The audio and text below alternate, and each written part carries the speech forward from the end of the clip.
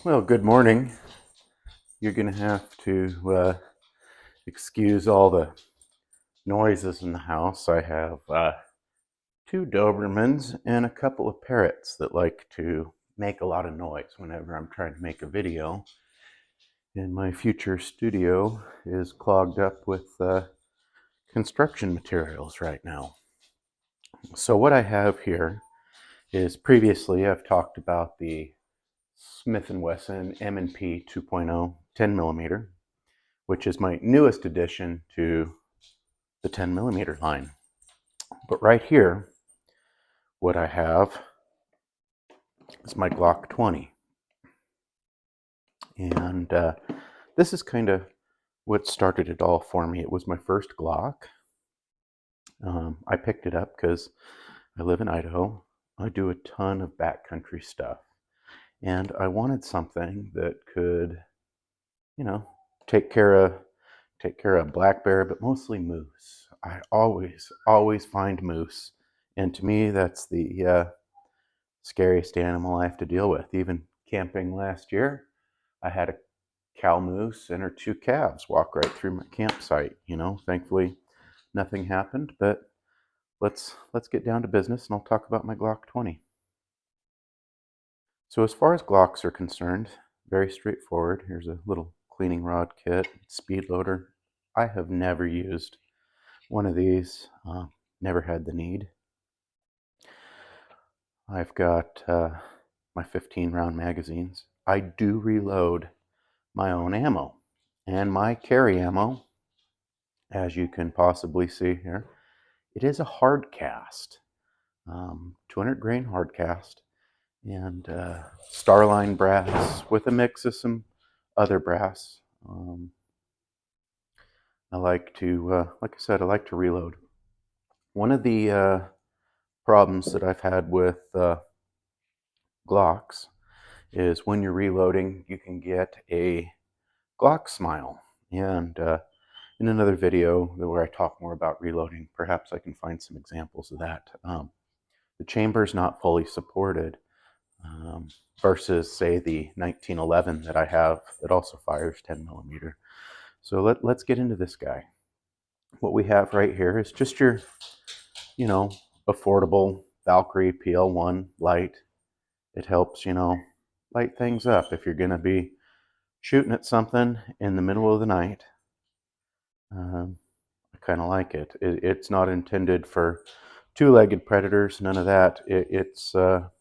It's for, let the dogs out of the camper at night and something bad's happening. So don't really want to shoot my dogs, shoot something I'm not supposed to. So, whatever.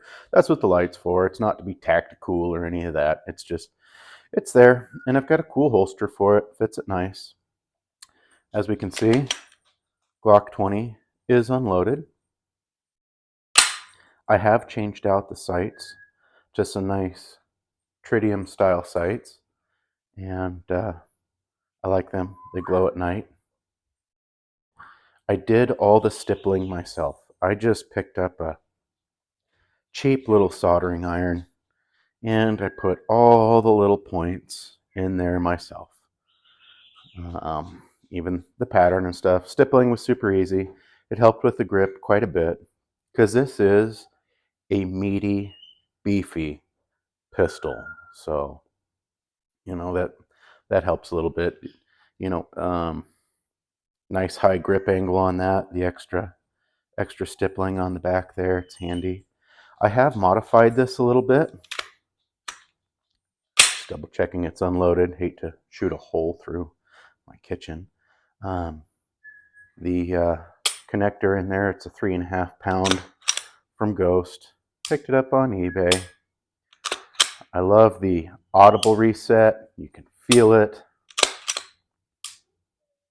It's cool. I dig it. So I'll take it apart, show you some of the interesting things I've done here. In here, I did polish everything. Well, because, if I'm not out buying guns, I guess I'm working on them. So I've polished all of this with metal polish and a Dremel. just to really, I wanted the action smooth, and I was kind of bored, and I like working on stuff. So all of this has been polished, which kind of aids in cleaning.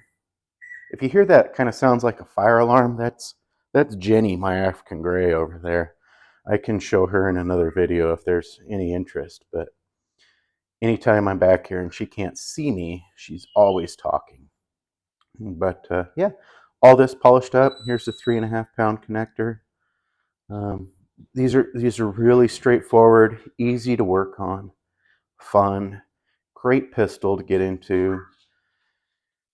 The other bit I have right here is I'm still running my factory guide rod spring.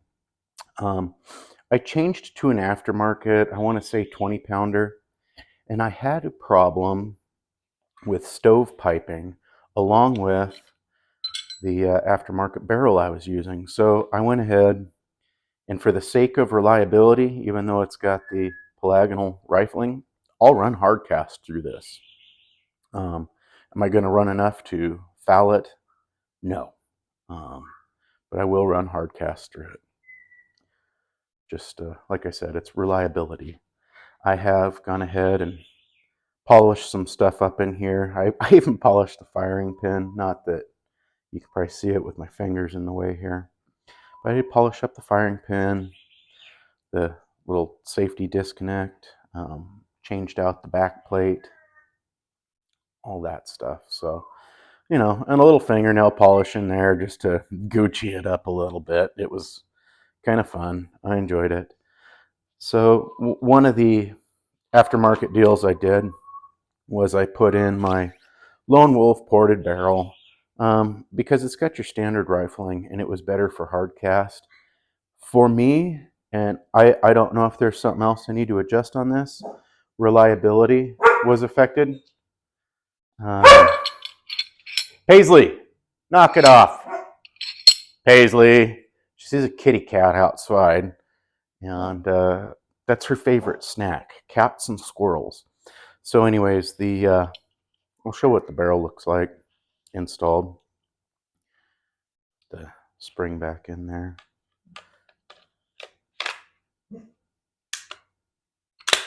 So I would have a problem where this would be slid forward, and just like my finger, the brass would be stuck in there. Not quite sure why it's doing that. I don't know if the reloads I was running were just too hot. They're 200 grains running about 1,200 feet a second. So it's nothing crazy. It's the same kind of stuff you'd buy from, I don't know, one of the guys that sells ammo, Underwood, whatever. It's nothing too crazy. So the ports on here, they're supposed to help with, you know, managing muzzle flip, that sort of thing. Whatever. So that's the little Glock 20 I've got here. Cleaning and maintenance is super easy, all that. So what else that's exciting about this thing? If you do the sights, this is the first set of sights I did, and so I put it in a vise and drifted them in. But I do recommend a Glock sight tool. It makes it a lot easier. Front sight, super easy. Just get the right size nut driver. But yeah, other than that, this here is my Glock 20. So you guys have a good one, and I'll put up another video here in a bit. Thank you.